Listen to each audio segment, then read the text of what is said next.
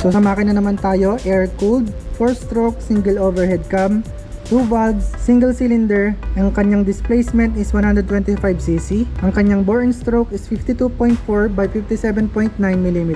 Ang maximum horsepower niya is 6 kilowatts at 7,000 RPM. Ang kanyang maximum torque is 10.2 Newton meters at 4,500 RPM. And then ang kanyang seat height is 800 mm. 1,265 naman ang kanyang wheelbase. And then ang minimum ground clearance niya is 170 mm. And then ang timbang naman ng motor na to is 114 kilograms. So ang fuel tank capacity nga pala nito is 7.6 liters. Ang cash price nga pala nito is 49,900. Ang kanyang down payment is 3,300. And then ang kanyang monthly installment for 3 years is 2,633. So may rebate pa yan.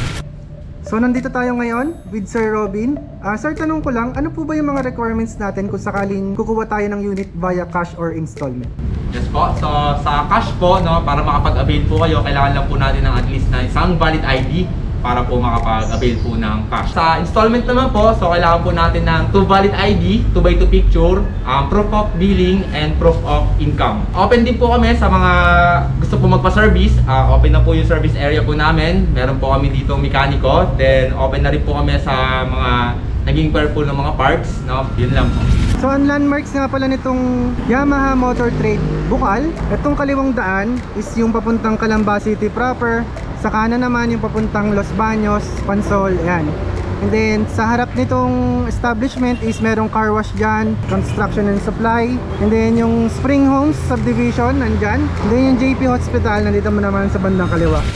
So again, thank you po sa Yamaha Motor Trade Bukal. Ayan, sa pag-accommodate na palagi sa atin. Yan kay Sir Robin, yan kay Sir Owel, kay Sir Gerald, kay Sir Jim, kay Ma'am Iroc, saka kay Sir Pau. Ayan, so thank you palagi. Ayan.